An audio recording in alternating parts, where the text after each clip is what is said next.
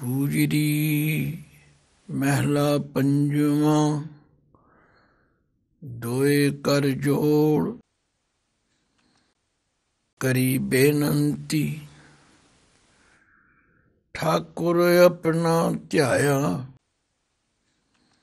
ਹਾਥ ਦੇ ਰਾਖੇ ਪਰਮੇਸ਼ਰ, ਸਗਲਾ ਦੁਰਤ ਮਿਟਾਇਆ।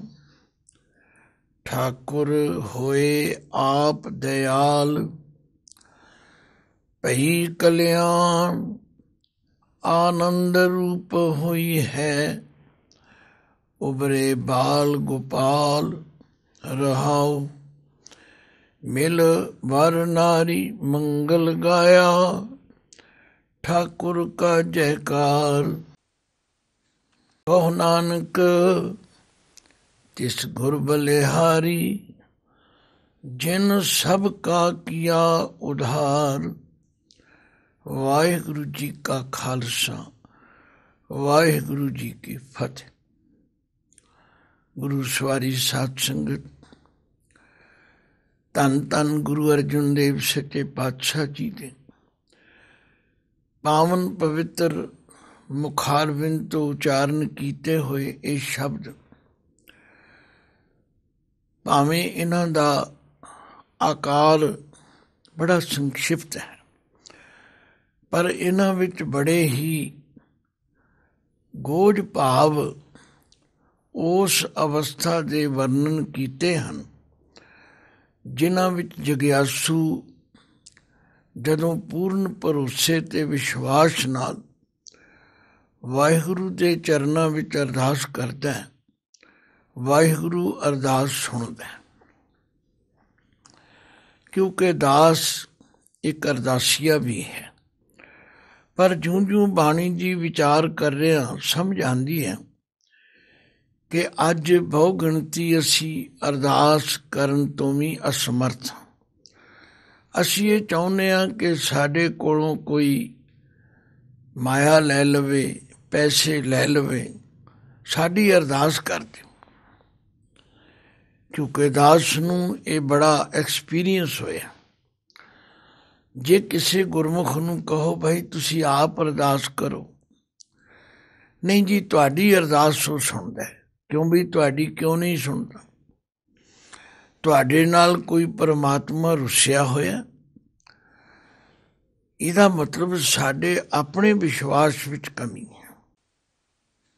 ਇਹ ਤਾਂ ਬਿਲਕੁਲ ਉਹ ਗੱਲ ਹੈ ਜਿਵੇਂ ਕੋਈ ਬੱਚਾ ਆਪਣੀ ਜ਼ਰੂਰਤ ਲਈ ਆਪ ਆਪਣੇ ਮਾਤਾ ਪਿਤਾ ਨੂੰ ਨਾ ਕਹੇ ਤੇ ਗੁਆਂਢੀਆਂ ਨੂੰ ਕਹੇ, ਅੰਕਲ ਜੀ ਤੁਸੀਂ ਮੇਰੀ ਸਿਫਾਰਿਸ਼ ਕਰੋ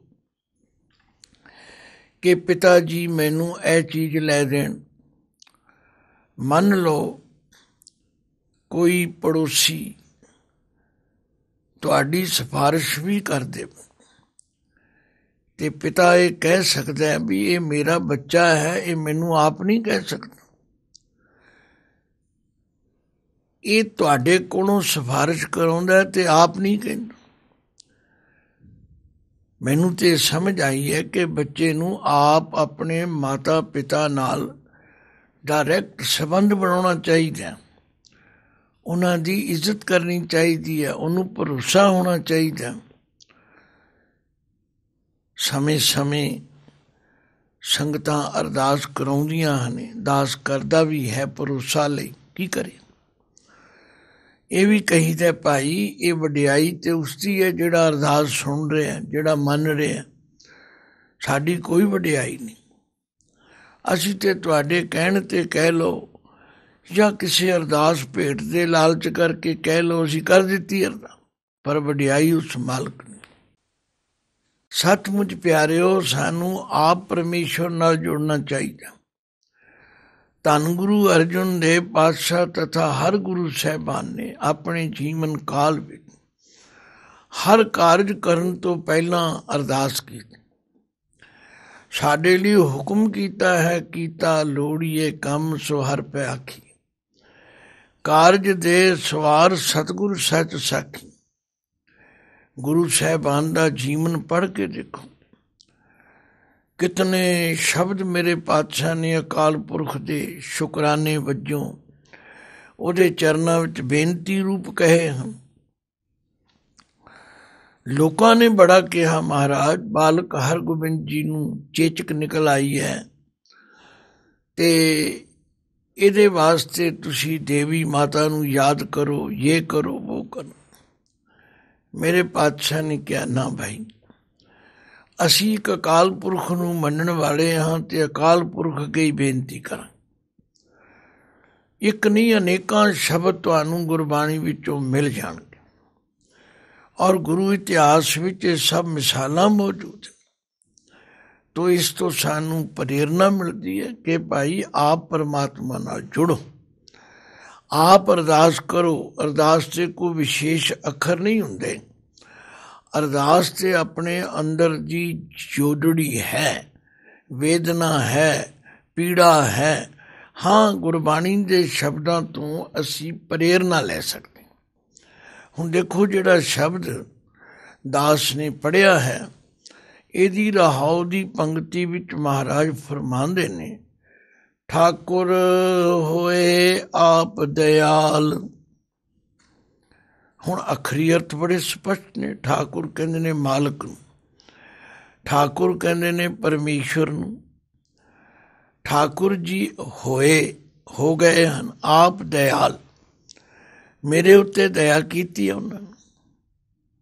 ਜਦੋਂ ਮੈਂ ਠਾਕੁਰ ਜੀ ਨੂੰ ਯਾਦ ਕੀਤਾ, ਜਦੋਂ ਮੈਂ ਅਰਦਾਸ ਕੀਤੀ, ਭਈ ਕਲਿਆਣ ਆਨੰਦ ਰੂਪ ਹੋਈ ਹੈ, ਉਬਰੇ ਬਾਲ ਗੋਪਾਲ। ਆਖਿਆ ਕਲਿਆਣ ਹੋ ਗਈ। ਕਲਿਆਣ ਕਦੋਂ ਸ਼ਬਦ ਵਰਤਿਆ ਜਾਂਦਾ? ਸੁਖ, ਆਨੰਦ ਰੂਪ। ਆਮ ਤੌਰ 'ਤੇ ਜਦੋਂ ਕੋਈ ਕਿਸੇ ਨੂੰ ਮਿਲਦਾ, ਪੁੱਛਦਾ, ਸੁਣਾਓ ਜੀ ਆਨੰਦ ਕਲਿਆਣ ਹੈ, ਤੁਹਾਡੇ ਪਰਿਵਾਰ ਵਿੱਚ ਸੁੱਖ ਹੈ, ਇਹ ਸ਼ਬਦ ਆਮ ਵਰਤਿਆ ਜਾਂਦਾ। ਤੋ ਇੱਥੇ ਮਹਾਰਾਜ ਕਹਿੰਦੇ ਨੇ ਭਈ ਕਲਿਆਣ ਸੁੱਖ ਹੋ ਗਿਆ, ਆਨੰਦ ਰੂਪ ਹੋਈ ਹੈ। ਹੁਣ ਜਿਹੜਾ ਆਨੰਦ ਰੂਪ ਹੋਣਾ ਹੈ, ਇਹ ਪਰਮਾਤਮਾ ਨਾਲ ਇੱਕ ਮਿਕ ਹੋਣ ਦੀ ਅਵਸਥਾ ਹੈ।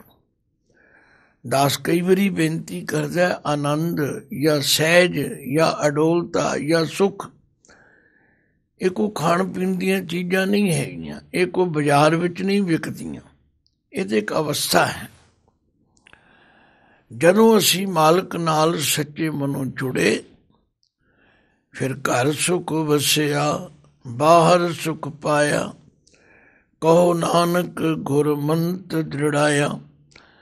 ਜਦੋਂ ਗੁਰੂ ਜੀ ਦੀ ਪ੍ਰੇਰਨਾ ਮੰਨ ਕੇ ਅਸੀਂ ਆਪ ਪਰਮਾਤਮਾ ਦੇ ਰੂਬਰੂ ਹਾਜ਼ਰ ਹੋ ਗਏ, ਪਰਮਾਤਮਾ ਨੂੰ ਹਾਜ਼ਰ ਨਾਜ਼ਰ ਜਾਣ ਕੇ ਆਪ ਬੇਨਤੀ ਕੀਤੀ, ਠਾਕੁਰ ਹੋਏ ਆਪ ਦਇਆਲ,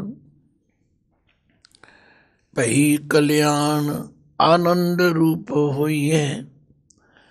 ਕਲਿਆਣ ਹੋ ਗਈ, ਸੁੱਖ ਹੋ ਗਿਆ ਅਤੇ ਅਸੀਂ ਆਨੰਦ ਰੂਪ ਬਣ ਗਏ। ਭਾਵ ਪਰਮਾਤਮਾ ਨਾਲ ਇੱਕ ਮਿਕਤਾ ਹੋ ਗਈ।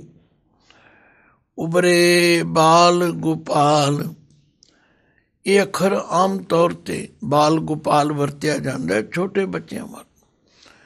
ਅਸੀਂ ਤੇ ਚਤੁਰਾਈਆਂ ਕਰਦੇ ਹਾਂ, ਚਲਾਕੀਆਂ ਕਰਦੇ ਹਾਂ, ਸਾਡੇ ਕੋਲੋਂ ਪੈਸੇ ਲੈ ਲਓ ਜੀ, ਸਾਡੀ ਅਰਦਾਸ ਕਰ ਦਿਓ। ਨਹੀਂ ਭਾਈ, ਆਪ ਅਰਦਾਸ ਕਰੋ। ਫਿਰ ਪਾਤਸ਼ਾਹ ਨੇ ਅਸੀਂ ਉਸ 'ਤੇ ਬਾਲ ਗੋਪਾਲ ਹਾਂ, ਉਹਦੇ ਬੱਚੇ ਹਾਂ, ਤੇ ਉਸ ਪਰਮਾਤਮਾ ਨੇ ਆਪ ਕਿਰਪਾ ਕੀਤੀ। ਇਹ ਰਹਾਉ ਦੀ ਪੰਕਤੀ ਬਾਰ-ਬਾਰ ਪੜ੍ਹਨ ਦੀ ਲੋੜ ਹੈ। ਠਾਕੁਰ ਹੋਏ ਆਪ ਦਇਆਲ, ਭਈ ਕਲਿਆਣ ਆਨੰਦ ਰੂਪ ਹੋਈ ਹੈ, ਉਬਰੇ ਬਾਲ ਗੋਪਾਲ ਰਹਾਉ। ਹੁਣ ਕਦੋਂ ਦਿਆਲ ਹੋਏ, ਕਦੋਂ ਕਲਿਆਣ ਹੋਈ, ਕਦੋਂ ਆਨੰਦ ਰੂਪ ਹੋਏ, ਕਦੋਂ ਅਸੀਂ ਬਚੇ? ਕਹਿੰਦੇ ਦੋਏ ਕਰ ਜੋੜ ਕਰੀ ਬੇਨੰਤੀ। ਦੇਖੋ ਬੜਾ ਸਪਸ਼ਟ ਅਰਥ ਹੈ, ਦੋਏ ਕਰ ਜੋੜ। ਮੈਂ ਤਾਂ ਕਈ ਵਾਰੀ ਦੇਖਦਾ ਕਿ ਅਰਦਾਸ ਹੁੰਦੀ ਹੋਵੇ ਤੇ ਅਰਦਾਸ ਵਿੱਚ ਕਿਤਨੇ ਸਰੀਰ ਖੜੇ ਹੋਣ, ਹੱਥ ਹੀ ਨਹੀਂ ਕੋਈ ਜੋੜਦਾ। ਖਿਮਾ ਕਰਨਾ, ਇਹਨੂੰ ਕਟਾਕਸ਼ ਨਹੀਂ ਸਮਝਣਾ, ਪ੍ਰੇਰਨਾ ਹੈ। ਕਿਸੇ ਨੇ ਕਰਿੰਗੜੀ ਪਾਈ ਹੁੰਦੀ ਹੈ, ਕਿਸੇ ਨੇ ਹੱਥ ਥੱਲੇ ਲਟਕਾਏ ਹੁੰਦੇ ਨੇ, ਕਿਸੇ ਨੇ ਛਾਤੀ ਤੇ ਲਾਏ ਹੁੰਦੇ। ਭਾਈ ਦੋਏ ਕਰ ਜੋੜ, ਦੋਵੇਂ ਹੱਥ ਜੋੜਨ ਦਾ ਮਤਲਬ ਵੀ ਇਹਦੇ ਨਾਲ ਬੜੀ ਇਕਾਗਰਤਾ ਬਣਦੀ। ਸੱਚਮੁੱਚ ਅਰਦਾਸ ਕਰਨ ਦਾ ਤਰੀਕਾ ਹੀ ਇਹ ਹੈ। ਅਸੀਂ ਆਮ ਤੌਰ 'ਤੇ ਵੀ ਕਹਿੰਦੇ ਜੀ ਮੈਂ ਤੈਨੂੰ ਦੋਵੇਂ ਹੱਥ ਜੋੜ ਕੇ ਕਹਿਣਾ, ਮੈਂ ਦੋਵੇਂ ਹੱਥ ਜੋੜ ਕੇ ਤੁਹਾਨੂੰ ਬੇਨਤੀ ਕਰਨਾ। ਤੋ ਗੁਰੂ ਅਰਜਨ ਦੇਵ ਪਾਤਸ਼ਾਹ ਫਰਮਾਉਂਦੇ ਨੇ ਦੋਏ ਕਰ ਜੋੜ ਕਰੀ ਬੇਨੰਤੀ। ਜਦੋਂ ਮੈਂ ਦੋਵੇਂ ਹੱਥ ਜੋੜ ਕੇ ਉਸ ਪਰਮਾਤਮਾ ਦੇ ਚਰਨਾਂ ਵਿੱਚ ਅਰਦਾਸ ਕੀਤੀ, ਠਾਕੁਰ ਆਪਣਾ ਧਿਆਇਆ, ਆਪਣੇ ਉਸ ਮਾਲਕ ਨੂੰ ਮੈਂ ਧਿਆਇਆ, ਯਾਦ ਕੀਤਾ। ਅਰਦਾਸ ਕਰਨੀ, ਯਾਦ ਕਰਨਾ। ਅੱਜ ਅਸੀਂ ਮੰਗਤਿਆਂ ਦੇ ਮੰਗਤੇ ਬਣੇ ਹੋਏ ਹਾਂ। ਸਾਰੀ ਗੁਰਬਾਣੀ ਸਾਨੂੰ ਪਰਮਾਤਮਾ ਨਾਲ ਜੁੜਨ ਦੀ ਪ੍ਰੇਰਨਾ ਕਰਦੀ। ਤੂੰ ਠਾਕੁਰ ਤੁਮ ਪੈ ਅਰਦਾਸ। ਮੈਂ ਦੇਖਦਾ ਬੜੇ ਸਿਆਣੇ ਸਿਆਣੇ ਬੰਦੇ ਪੜ੍ਹਨਗੇ ਤੁਮ ਭੈ ਅਰਦਾਸ। ਹੁਣ ਭੈ ਅਰਦਾਸ ਦਾ ਕੀ ਅਰਥ ਕਰੋ? ਤੁਸੀਂ ਅਰਦਾਸ ਹੋ ਗਏ ਹੋ? ਨਹੀਂ, ਉੱਥੇ ਹੈ ਪੈ, ਪੱਪਾ ਹਾਏ ਨੂੰ ਸਿਆਰੀ। ਤੂੰ ਠਾਕੁਰ ਤੁਮ ਪੈ ਅਰਦਾਸ। ਜਿਉ ਪਿੰਡ ਸਭ ਤੇਰੀ ਰਾਸ। ਤੁਮ ਮਾਤ ਪਿਤਾ ਹਮ ਬਾਰਿਕ ਤੇਰੇ। ਤੁਮਰੀ ਕਿਰਪਾ ਮੈਂ ਸੂਖ ਘਨੇਰੇ। ਕਿਸੇ ਸਿਆਣੇ ਵਿਦਵਾਨ ਨੇ ਠੀਕ ਕਿਹਾ, खुदा मंजूर करता है दुआ जब दिल से होती है, पर मुश्किल तो ये है कि ये मुश्किल से होती है। साडा अंदरों विश्वास नहीं बनता, अंदरों साडा भरोसा नहीं बनता, अंदरों साड़ी डावां डोलता नहीं जाती। पर गुरु अर्जन देव पातशाह कहने भाई दोए कर जोड़ करी बेनंती। ਠਾਕੁਰ ਆਪਣਾ ਧਿਆਇਆ। ਜਦੋਂ ਮੈਂ ਦੋਵੇਂ ਹੱਥ ਜੋੜ ਕੇ ਬੇਨਤੀ ਕੀਤੀ ਤੇ ਆਪਣੇ ਠਾਕੁਰ ਮਾਲਕ ਨੂੰ ਧਿਆਇਆ। ਧਿਆਉਣਾ ਕੀ ਹੈ? ਯਾਦ ਕਰਨਾ, ਧਿਆਨ ਵਿੱਚ ਲਿਆਉਣਾ। ਸਿੱਖ ਧਰਮ ਵਿੱਚ ਤੇ ਅਰਦਾਸ ਦੀ ਇਤਨੀ ਮਹਾਨਤਾ ਹੈ, ਇਤਨੀ ਮਹਾਨਤਾ ਹੈ ਕਿ ਜਦੋਂ ਜਦੋਂ ਜਿਸ ਗੁਰੂ ਕੇ ਸਿੱਖ ਨੇ ਗੁਰੂ ਘਰ ਤੇ ਭਰੋਸਾ ਰੱਖਣ ਵਾਲੇ, ਭਾਵੇਂ ਸਹਿਜਧਾਰੀ ਤੇ ਭਾਵੇਂ ਕੇਸਾਧਾਰੀ, ਮੈਂ ਆਪਣੇ ਜੀਵਨ ਵਿੱਚ ਕਿੰਨੀਆਂ ਕੁ ਮਿਸਾਲਾਂ ਤੁਹਾਨੂੰ ਦੱਸਾਂ। ਇਹ ਠੀਕ ਹੈ ਕਿ ਗੁਰੂ ਮਹਾਰਾਜ ਨੇ ਸਾਨੂੰ 5 ਪਿਆਰਿਆਂ ਤੋਂ, ਉਹਨਾਂ 5 ਗੁਰਮੁਖਾਂ ਤੋਂ ਜਾਂ ਸੰਗਤ ਵੀ ਜਾ ਕੇ ਅਰਦਾਸ ਕਰਨ ਦੀ ਪ੍ਰਥਾ ਬਣਾਈ। ਪਰ ਉਹਦੇ ਪਿੱਛੇ ਗੱਲ ਇਹ ਹੋਈ ਹੈ ਕਿ ਤੁਸੀਂ ਵੀ ਅਰਦਾਸ ਕਰੋ ਤੇ ਉਸ ਨੂੰ ਧਿਆਨ ਵਿੱਚ ਲਿਆਓ। ਦੋਏ ਕਰ ਜੋੜ ਕਰੀ ਬੇਨੰਤੀ। ਠਾਕੁਰ ਆਪਣਾ ਧਿਆਇਆ। ਫਿਰ ਕੀ ਹੋਇਆ? ਹਾਥ ਦੇ ਰਾਖੇ ਪਰਮੇਸ਼ਰ ਸਗਲਾ ਦੁਰਤ ਮਿਟਾਇਆ। ਹੱਥ ਦੇ, ਹੱਥ ਸਿਰ ਤੇ ਰੱਖ ਕੇ। ਆਮ ਤੌਰ ਤੇ ਜਦੋਂ ਅਸੀਂ ਕਿਸੇ ਬੱਚੇ ਨੂੰ, ਕਿਸੇ ਛੋਟੇ ਨੂੰ, ਕਿਸੇ ਅਜ਼ੀਜ਼ ਨੂੰ ਅਸੀਸ ਦਿੰਦੇ ਹਾਂ ਤੇ ਕਿਵੇਂ ਕਰਦੇ? ਉਹਦੇ ਸਿਰ ਤੇ ਹੱਥ ਰੱਖਦੇ ਨੇ। ਇਹ ਹੱਥ ਰੱਖਣ ਦਾ ਬੜਾ ਭਾਰੀ ਮਕਸਦ ਹੈ, ਇਹਦੇ ਪਿੱਛੇ ਬੜਾ ਮਹੱਤਵ ਲੁਕਿਆ ਹੋਇਆ। ਕਿਸੇ ਦੇ ਸਿਰ ਤੇ ਹੱਥ ਰੱਖਣਾ, ਇਹ ਉਸ ਨੂੰ ਭਰੋਸਾ ਦੇਣਾ, ਅਸੀਸ ਦੇਣੀ, ਇਹਦੇ ਵਿੱਚ ਸਾਡੀ ਸ਼ਮੂਲੀਅਤ ਹੋ ਜਾਂਦੀ। ਆਖਿਆ ਜਦੋਂ ਮੈਂ ਹੱਥ ਜੋੜ ਕੇ ਆਪਣੇ ਮਾਲਕ ਨੂੰ ਯਾਦ ਕੀਤਾ ਤੇ ਹੱਥ ਦੇ ਰਾਖੇ ਪਰਮੇਸ਼ਰ। ਹੁਣ ਇੱਥੇ ਪਰਮੇਸ਼ਰ ਦੇ ਰਾਰੇ ਨੂੰ ਵੀ ਸਿਹਾਰੀ ਹੈ। ਅਸੀਂ ਸਿਹਾਰੀ ਦੀ ਫੁਕਤ ਹੀ ਨਹੀਂ ਸਮਝੀ। ਨਹੀਂ, ਇਹ ਅਰਥਾਂ ਵਾਸਤੇ ਸਮਝਣਾ ਬਹੁਤ ਜ਼ਰੂਰੀ, ਕਿਉਂਕਿ ਗੁਰਬਾਣੀ ਵਿੱਚ 2 ਤਰ੍ਹਾਂ ਦੀਆਂ ਮਾਤਰਾ ਹਨ। ਇੱਕ ਹਨ ਉਚਾਰਨ ਆਤਮਕ ਤੇ ਇੱਕ ਹਨ ਅਰਥਾਤਮਕ। ਜਿਹੜੀਆਂ ਉਚਾਰਨ ਆਤਮਕ ਨੇ ਉਹਨਾਂ ਨੂੰ ਕਦੇ ਛੱਡਿਆ ਨਹੀਂ ਜਾ ਸਕਦਾ, ਜਿਹੜੀਆਂ ਅਰਥਾਤਮਕ ਨੇ ਉਹਨਾਂ ਨੂੰ ਕਦੇ ਪੜ੍ਹਿਆ ਨਹੀਂ ਜਾ ਸਕਦਾ। ਪਰ ਇਸ ਗੱਲ ਨੂੰ ਅਸੀਂ ਮੰਨਣ ਲਈ ਤਿਆਰ ਨਹੀਂ। ਪਰਮੇਸ਼ਰ ਦੇ ਰਾਰੇ ਨੂੰ ਸਿਹਾਰੀ ਹੈ, ਇਸ ਨੂੰ ਕਿਵੇਂ ਪਰਮੇਸ਼ਰੇ ਪੜ੍ਹੋਗੇ? ਨਹੀਂ, ਪੜ੍ਹਾਂਗੇ ਪਰਮੇਸ਼ਰ ਹੀ। हाथ ही पढ़ांगे, पर सियारी जो है ਉਹਦੇ अर्थ ਹਨ हथ देख के। किसने? परमेश्वर ने। हाथ दे राखे परमेश्वर, सगला दुर्त मिटाया। सारा ही पाप अंदरों कढ़ दिता। दुर दा मतलब है पाप, भैड़े विचार।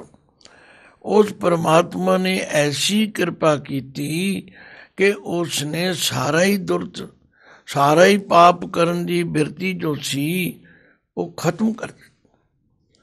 पर असी ते अरदास आप नहीं करनी चाहते, असी नितनेम आप नहीं करना चाहते। कई बारी ते ऐसे भी सवाल सुनने पैंदे ने, क्यों जी नितनेम करन दा कोई फायदा भी है? अरे भाई, जो गुरु साहब ने किया है, जो पंज प्यारियां ने किया, एवं कहता।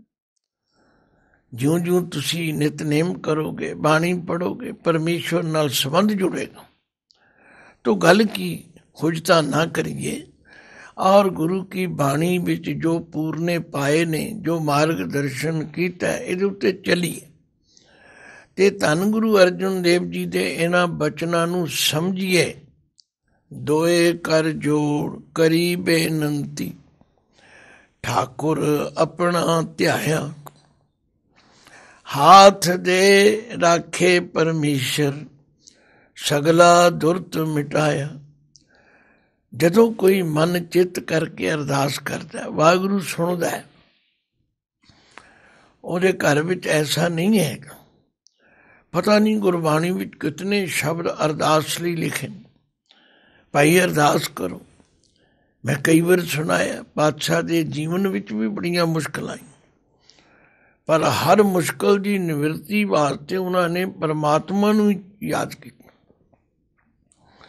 ते बाणी विच भी लिख दिता, भाई मानुख की टेक बिरथी सब जान, देमन को एक भगवान, जिसकै जिय रह अगाए, बौर न तृष्णा लागे आए, मारे राखै एको आप, मानुख कै किछ नाई हाथ। तो धन गुरु अर्जन देव पातशाह कहते, भाई मैं ते जदों दोवें हथ जोड़ के ਉਹਦੇ ਚਰਨਾਂ ਵਿੱਚ ਬੇਨਤੀ ਅਰਦਾਸ ਕੀਤੀ, ਜਦੋਂ ਉਹਦਾ ਧਿਆਨ ਧਾਰਿਆ, ਬਸ ਪਰਮਾਤਮਾ ਨੇ ਤੇ ਦੇਰ ਹੀ ਨਹੀਂ ਲਾਈ। ਕਿੰਨੀਆਂ ਕੁ ਮਿਸਾਲਾਂ ਦੇਈਆਂ। ਦੁਆਪਰ ਯੁੱਗ ਦੀ ਮਿਸਾਲ ਹੈ ਦ੍ਰੋਪਦੀ ਦੀ। ਕਹਿੰਦੇ ਨੇ ਦੁਰਯੋਧਨ ਨੇ ਆਪਣੇ ਭਰਾ ਦੁਸ਼ਾਸਨ ਨੂੰ ਕਿਹਾ ਕਿ ਦ੍ਰੋਪਦੀ ਨੂੰ ਕੇਸਾਂ ਤੋਂ ਫੜ ਕੇ ਸਭਾ ਵਿੱਚ ਲਿਆਓ ਔਰ ਸਾਰਿਆਂ ਦੇ ਸਾਹਮਣੇ ਉਹਦੇ ਬਸਤਰ ਵਿਹੀਨ ਕਰ ਦਿਓ, ਨਗਨ ਕਰ ਦਿਓ। ਪਰ ਅਸੀਂ ਇੰਨੀ ਸੰਕੀਰਣਤਾ 'ਚ ਪੈ ਗਏ, ਜਿਹੜੀਆਂ ਗੱਲਾਂ ਸਾਨੂੰ ਪ੍ਰੇਰਨਾ ਰੂਪ ਮਿਲਦੀਆਂ ਉਹ ਵੀ ਨਹੀਂ ਮੰਨਣ ਲਈ। ਪੜ੍ਹੋ ਕਦੇ ਭਾਈ ਗੁਰਦਾਸ ਜੀ ਦੀਆਂ ਵਾਰਾਂ ਕਿ ਅੰਦਰ ਸਭਾ ਦੁਸ਼ਾਸਨੇ, ਮੱਥੇ ਵਾਲ ਦ੍ਰੋਪਦੀ ਆਂਦੀ, ਦੂਤਾਂ ਨੂੰ ਫਰਮਾਇਆ ਨੰਗੀ ਕਰੋ ਪੰਚਾਲੀ ਬਾਂਦੀ।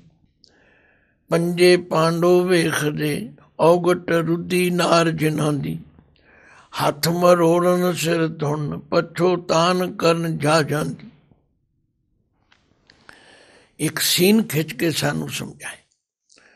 ਇਹੋ ਜਿਹੇ ਸਮੇਂ ਜਦੋਂ ਸਾਰੀ ਸਭਾ ਵਿੱਚ ਦ੍ਰੋਪਦੀ ਦੇ ਹੱਕ ਵਿੱਚ ਕਿਸੇ ਨੇ ਆਵਾਜ਼ ਨਹੀਂ ਉਠਾਈ, ਈਵਨ ਉਸਦੇ ਪੰਜੇ ਪਤੀ ਉੱਥੇ ਬੈਠੇ ਨੇ, ਜਿਨ੍ਹਾਂ ਦੀ ਬਹਾਦਰੀ ਦੇ ਕਿੱਸੇ ਬੜੇ ਸੁਣਾਏ ਜਾਂਦੇ ਨੇ।